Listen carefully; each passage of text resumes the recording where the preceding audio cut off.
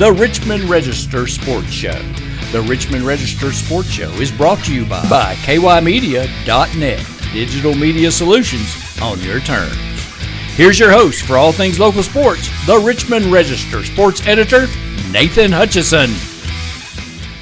Well, welcome to a special edition of the Richmond Register Sports Show. We are joined by new Eastern Kentucky University Athletic Director Kyle Moats, and appreciate you coming in. You bet. Thank you for the invite. We haven't done one of these shows in a while, but we did this just for you. Oh, well, I appreciate that. Thank you. Thank you. But you've been here for a month now, and I know you're still trying to move your family and everything here, but we wanted to bring you over and kind of talk to you about how it's been so far and kind of what the future looks like. So, how's the process with getting the family here going? Well, we're getting there. As a matter of fact, this Friday we close, so that'll be really good. My wife is back in Missouri, and she's with the movers today, as a matter of fact, and doing all that. Luckily, she's down there, and I don't have to do that. I just get half that chore. So, but we're looking forward to having everybody here.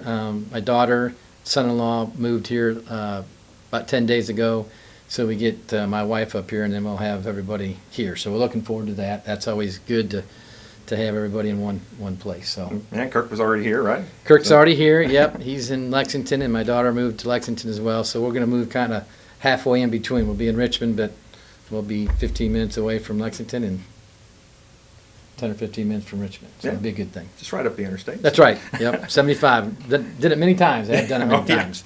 I've done it a couple times this week myself. I'll bet.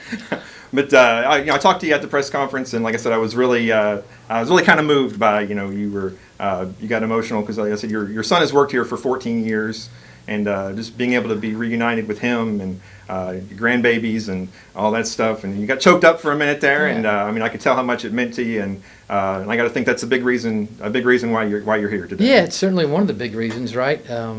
Anytime you get a chance to get close to family, and we're close, and my wife loves, we both love the grandbabies, right? But she really loves the grandbabies. So the opportunity to be closer to them and be more involved in their activities and their lives is really important. We were 9 hours away. We got 4th of July, we got Christmas, and then we came back up maybe once or twice. So we only had 4 times a year where we got to see them. Well, as you know, grandkids grow a lot and only 4 times a year. So we're excited to be back and just be a part of what they're doing, and it's good to be back with my children too, not just the grandkids. But Kirk went to when we left Louisville to go to Missouri State. That was 2009. He never went with us to Missouri. He stayed back because he didn't know anybody in Missouri, and he was just going to college. So he stayed there, worked there. Even in the summer, he stayed with the buddy the entire time. So that was kind of, we didn't see much of him from that point on. So it's good to have his sister and him together and kind of getting to share the grandkids with us as well. So it's an important piece of why we're here. It's not the only reason, but certainly a big part of why we are. Yeah, for people who didn't see the press conference or didn't read the stories or anything, despite even in addition to your family, you have a long history here. You worked at UK, you worked at U of L, so you're no stranger to the Bluegrass. Yeah, we've been in Kentucky for 18 years, right? 14 at UK and 4 at U of L. My daughter went to Western Kentucky for 4 years. My son-in-law also went to Western Kentucky and coached at Murray State. And now we're at Eastern Kentucky. So we pretty much hit the whole, Northern Kentucky and Bellarmine, I think, are the only places we haven't hit. So nonetheless, we really love Kentucky. We've always loved Kentucky. The kids grew up in Lexington, and we've had many friends and acquaintances that we've kept those relationships, and it really felt easy coming back. It wasn't like it was foreign and you're coming back to a new place that you have no idea what it is. You certainly have to meet the people and understand the people and get to know them, but in terms of the geographics and familiarity of the area and region, it's always been our favorite place to live is the Bluegrass. So we're excited to be back. Yeah, and that makes that transition easier because obviously 15 seasons at Missouri State, you had a lot of success and big things were happening there, as you decided to go a different direction. So you had to feel pretty comfortable where you were going to go away from, kind of the exciting things that were happening there. Yeah, the whole process of this particular position, I think it started maybe in April, if I'm not mistaken, And at that time, we kind of knew there might be something happening with Conference USA at Missouri State. And I basically told President McFadden, I said, hey, I certainly have an interest, but I can't do anything until this gets resolved. And if I'm not the guy because of that, then I'm not the guy. But I felt like we had worked a long time, not just 3 or 4 months. That was years of trying to get to that place. And I didn't want to have anything to detour or dampen our chances of making Conference USA at Missouri State. So that was kind of our deal. Everybody lived up to the deal, and here we are. Yeah, it's a long process, isn't it? It's not something that just happens overnight. They don't just call you up and say, hey, you want to be part of Conference USA. Right. It was, and again, we weren't initially, we weren't that interested. And I say we, I mean Missouri State, obviously, because we had to some things that we had to get shored up and money's allocated, and then other things had to happen too. Geographically, schools had to make some decisions. Delaware comes in. That means they need another. There's not just us in that decision. There were some other outside things that had to happen in order for it to kind of fall into place, which most of the time that's what happens in these deals. So just happened to be the timing made sense. We had indicated that our president was going to retire, and I think there was a really good relationship between the other presidents in Conference USA. Had a good relationship with our president, and I think that helped, and I think they kind of wanted to speed things up to make sure it happened while he was still there before he retired. So that was a piece. I mean, there was all kinds of little pieces that made sense in this whole transition. But, yeah, I wish them the best of luck, and I think they'll do well.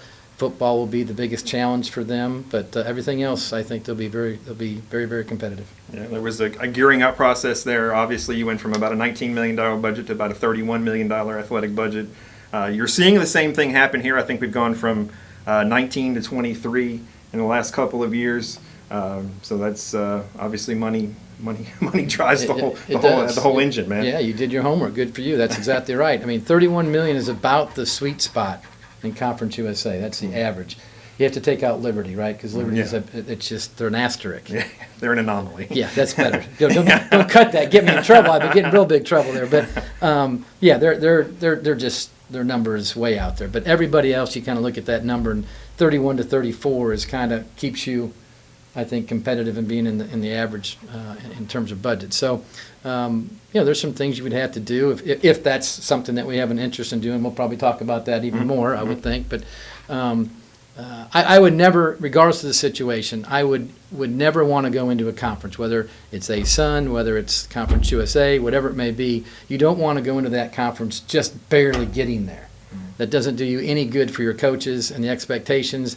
Your student athletes, you're not giving them a chance to succeed. So I always think you have to go in at least middle of the pack, if not above, which then gives everybody a chance to succeed. So we certainly are that way in the ASUN right now. Our budget is really good and one of the top, if not the top, in that league.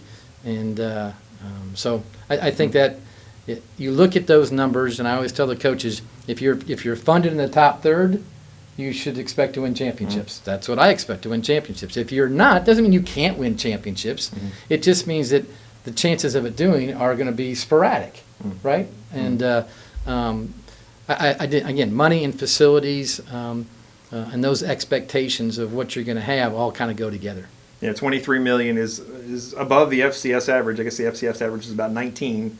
So you guys are, pretty well funded, as compared to a lot of other schools. I agree, and I think we're funded in those areas that make a huge difference, right? Which are scholarships, cost of attendance, and just making sure that we have enough money for our student athletes specifically and support services. That's where we're the best, and I think that's important. We certainly could have more people, and I don't care whatever organization you have. They need more people, or they don't have enough, and they want to get paid more money. I mean, fill in the blank, right? Doesn't matter what it is, fill in the blank. Yeah. So we certainly are in that position as well. But I think our student athletes have certainly enough resources to succeed. So that's and we need to do it then. We need to perform. And moving forward, ways of getting new revenue. I mean, the previous administration did have some naming rights deals, which you did some of that stuff at Missouri State. I've heard some people talking about raising student fees, like, an athletic type fee. So moving forward, where can you get more money to make even more on top of the 23? Yeah, no matter what level you are in, right? If you're Power 4, your mid-major, your whatever the low D1, whatever it may be, it's the same buckets. There's really not many different buckets, right? You still you have NIL now that's kind of add that new one to the bucket. You have radio and television, you've got sponsorships, you've got fees as you talked about, you've got contracts, you've got ticket sales, all of the same buckets. They're all the same buckets. It's just there's a lot different zeros at the end of those, depending on what level you're at, right? Yeah. So, we have room to improve in ticket sales, no question. We got to figure out ways to increase our ticket sales. With the Alumni Coliseum renovation, I think that will help, right? We're going to have some premium seating that we didn't have before in some club areas. You're going to have naming rights within Alumni Coliseum to help offset some of those costs, as you indicated with naming rights. So that will be something that we will look at. I think we've got an individual in our department that's going to move over into the fundraising area, who I think will be very helpful to athletics and to the university. So I think that will help in terms of personnel. So we just have to identify what those areas are. But again, they're sponsorship. We're going to always going to have to increase sponsorship. So incrementally we can do it. But really the key is attendance and season tickets. I think that's the most important thing, because that's an indicator of if your community is really interested, right? To make any kind of move or make a jump or to win where you're at, that's kind of the crux of things. People like to see a lot of people attend your events. That means that they care, right? And that's not only from the inside, that's from people looking outside about your program as well. Well, looking at a big part of that is facilities, and obviously you're in the middle of the amazing upgrades at Alumni, and that's going to be when that gets done. Hopefully next summer or whenever the timetable is with that, then hopefully that'll be amazing. But the next big question obviously is Roy Kidd Stadium, and kind of long term, what's the deal there? There was an architectural study on it a couple of years ago that said with proper maintenance it would be good for 20 more years, I think. I don't think anybody expects it to be for 20 more years, but obviously it's a long-term project and a long-term issue. And kind of what are you thinking about the kind of the thinking at this point? Yeah, I really haven't had that conversation. It's only been a month. I guess it's an unfair question I asked you, I guess. But just from me on the outside looking in, of course I'm on the inside looking now. But I think the non-student side or the opposite student side, is that the west side? Help me. West side? Okay. Yeah. The west side certainly needs some attention. We just redid the east side or the student side not too many years ago. That's fine. That's good. But I do think there's some things that maybe need to be improved. I don't know if you need to. I'm not advocating you knock the whole thing down. I don't think that's necessarily what you need to do. But I do think there's some renovations to that side of things that could be beneficial. And I think the university probably going to have to help in that, right? That's not something that athletics is going to be able to just do all itself. But I think when we get into those discussions, people have been here a long time that know more about that than I do. So, but I do think it's a conversation that needs to be had as to how we can improve Roy Kidd Stadium. I think it's a great place. I know they've won a lot of ball games there. There's some things that we can do to enhance the fan experience. And I would not be, again, haven't had any of this conversation, I would not be an advocate of more seats. I don't think we need more seats. We need better seats, and we need more premium seats, and we need that experience to be better. And that's if I get asked, at some point I'm sure I will, that would be my response. That's probably an unfair question to ask you after being here just a month, but just interested to get your. I could say I have no idea, but I'll give you my opinion. Well, that's true. But the kind of Plaster Stadium. There at Missouri State was, I don't say similar, but it's an older facility too, right? Absolutely. They're similar in some ways, and obviously not architectural. Roy Kidd Stadium has that very unique building. But you're right, though. It is, and I think Missouri State about 12 or 13 years ago did the east side as well, the student side, and it was just it was student bleachers. It was awful. So we were able to get a student fee passed that the students actually voted on themselves. It wasn't like here's a student fee and here you got to pay it. they voted for it. Yeah. That's different to me. That they're okay to pay for it. Yeah. I mean, it's a self-imposed tax, if you will. Yeah. So that was done. But again, I don't want to go too far down the road with Missouri State. But there was a lot of things that football needed to improve on that we kind of neglected, and we've been paying for that for a while. And they're going to need to do something on the west side as well, because it's the original facility. And it's no different than when you were there. Mm-hmm. That underneath that concourse is not very good, Yeah. and it really needs some help there. So they're in the same situation in terms of having people step up if they want to improve the situation in football. Yeah. Well, update us on alumni. The plan is to kind of partially reopen it for the ASUN schedule in January, February. Hopefully that still looks like that's on track. It is, Okay. yeah, it is. We're going to play our non-conference games in the men's side at Berea and the women's side as well. They'll have some at, we've got a tournament on the women's side at Transy, which we're appreciative of both institutions helping us out there. But you're correct, January 9th is still good.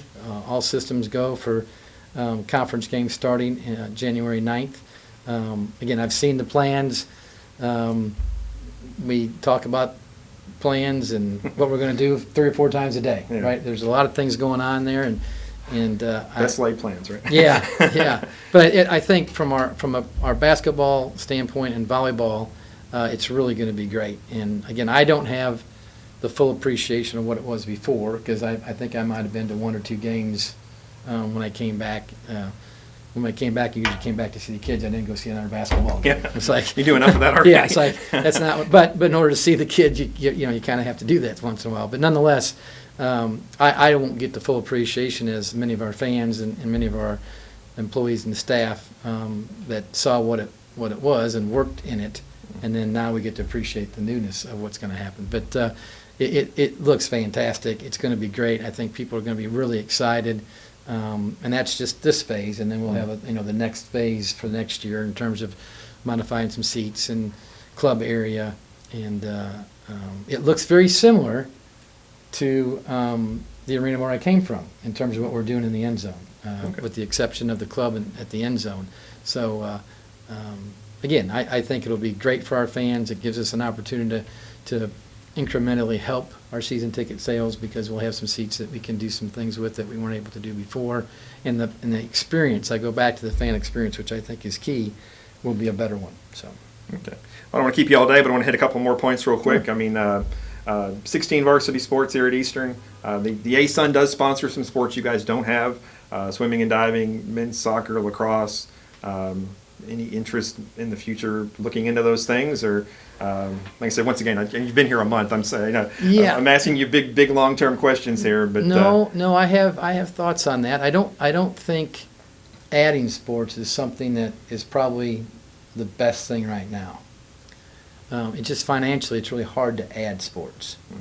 Now, if we had to do it for Title IX purposes, that's a different story. But I don't believe we're in that position. So I think we're good with what the sports we have. We need to figure out how we best fund those that we have.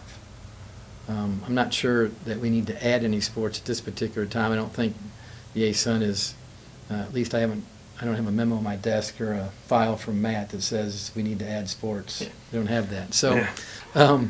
I think we're good right where we're at. So I don't think so, and I don't know if there's anything strategic about having to add that would help us long term. Lacrosse or something really. I don't think so. Again, those decisions might be, if you looked at it from an enrollment perspective, trying to do that or trying to, but I don't. That's not why we do it, right? There's some Yeah. places that do it for that reason. We don't do it for that reason. Yeah. So There's a lot of smaller schools that have 24, 25, 26 varsity for that, sports. for that very reason, they have to do it, right? Yeah. They're not fully funded. They may fund them 10% or 20%, and then they get the 80%. Well, it's an enrollment tool. It's an Yeah. enrollment strategy. That's not why we're doing our intercollegiate athletics. That's not why we do it. Yeah, your opening press conference, you said this, and you said it again on an interview I saw with you last week about, and like you said it just earlier, that we, as far as the move to possible FBS move, you've said we need to the number one focus needs to be about being the best we can right now. If that opportunity comes at some point down the line, that's great. But it seems like in the past, it seems like there's been a lot of focus on that.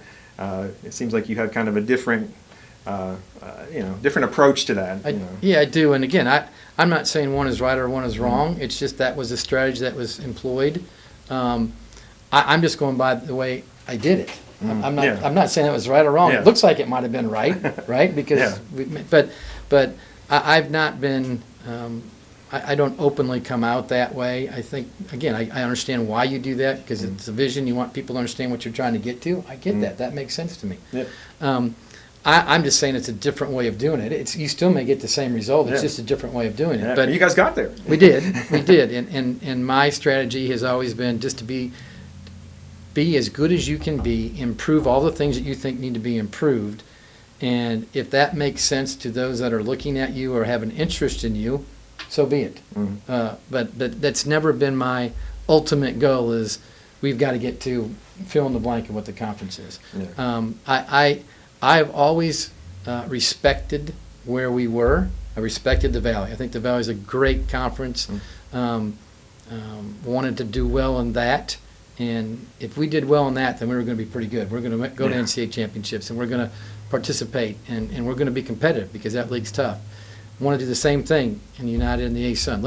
Let's worry about dominating that and playing really well in that, and then we can worry about what happens there if somebody has an interest in that. Until that happens, we need to worry about where we are, not where we're going, or where we think we're going. Yeah, the lure of that FBS, It is. the money involved in it is such a jackpot, but you have to put a lot of money and effort to get there. Yeah, They're not letting everybody in. No. Just because again, and you know this, and everybody knows this. Just because you want to doesn't mean you're going to get there. You have to be. Yeah. You have to be picked, and I might want to go to the dance with the prettiest girl, but I didn't never get invited. I never got asked. You and me either, brother. I'm not blaming my wife on that, but we never went to a dance, so don't get me in trouble. But I just think I think when you look at that situation, you just want to be as good as you can be, and then worry about everything else. And I think the landscape is not done. This whole thing of conference realignment is not done. Could change tomorrow. Yeah, it could. I mean, The Power Four, they're going to break at some point. We don't know when. And then I think the middle will get bigger. It will get wider.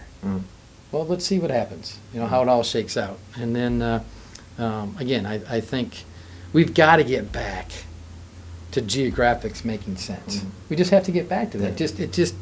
Again, I understand why we and ASUN, why we've done what we've done. We're trying to go south. I get that. I understand why Conference USA kind of did what they did because they were in trouble when it happened, and they were like, we got to take anybody we can at that particular time. So that's why they got the New Mexico State and the UTEP, and they're all the way in Florida International.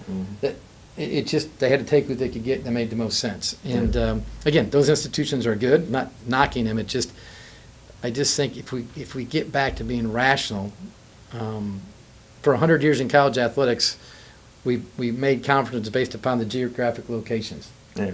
That made way too much sense. Yeah. Right?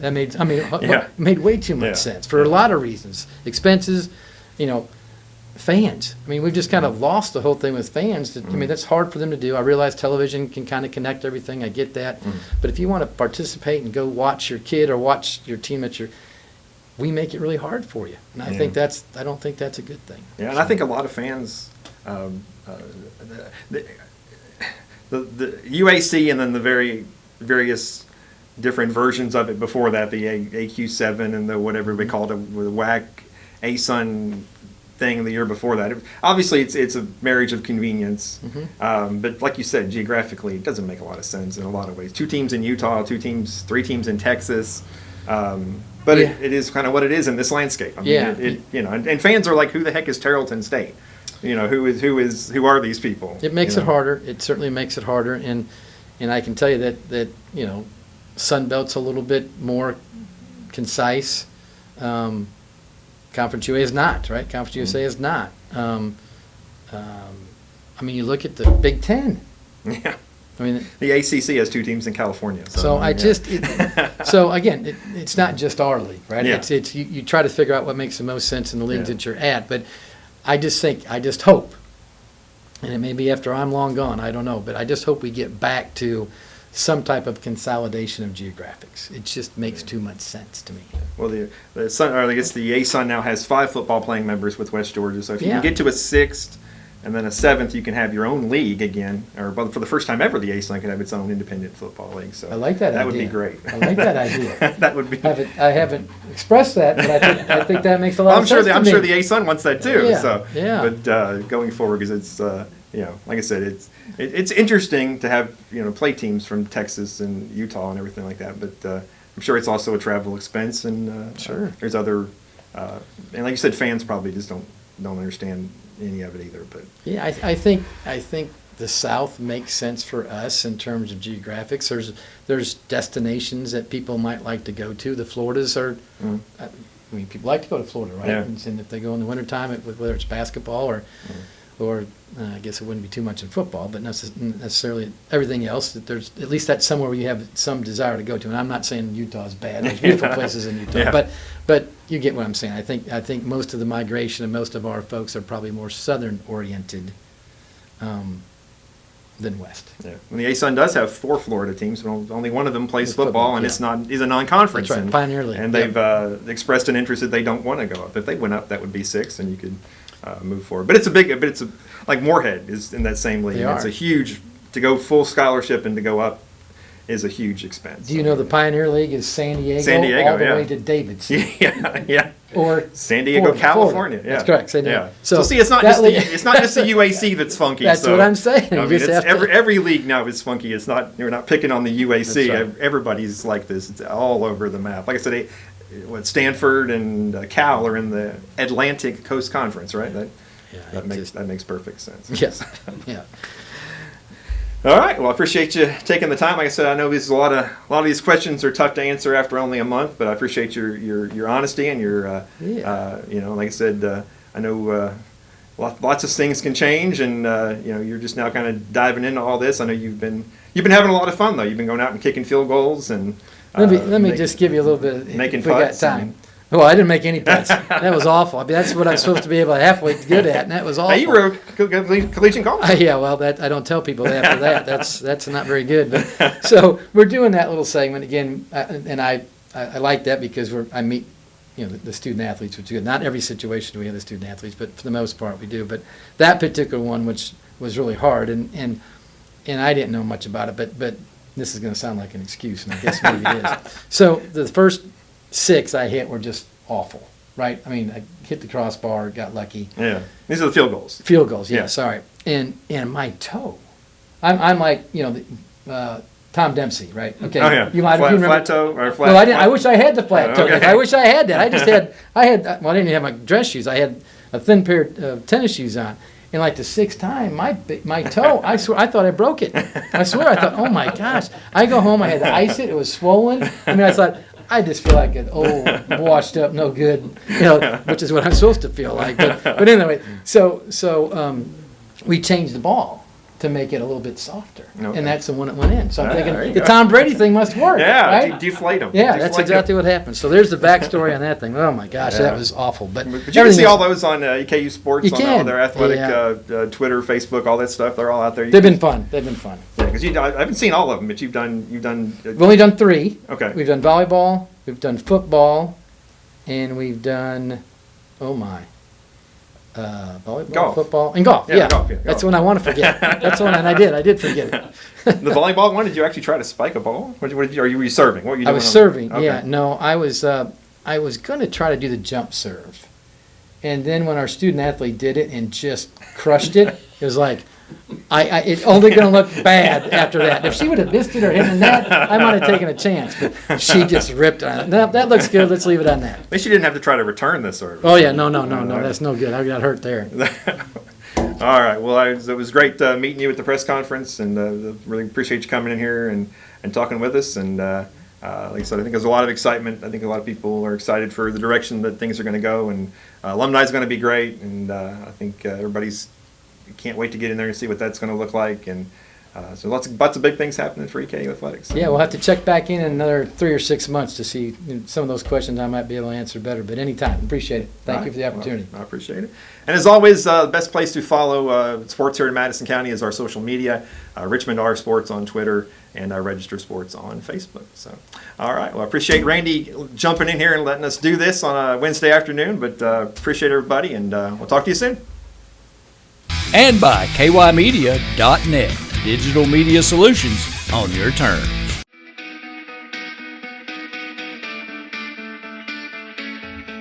Thanks for watching the Richmond Register Sports Show. For more information about all things sports in Madison County, log on to richmondregister.com or on Twitter.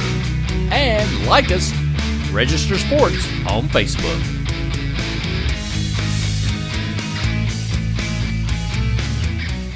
Get the Richmond Register directly to your mailbox or get the app online and visit richmondregister.com.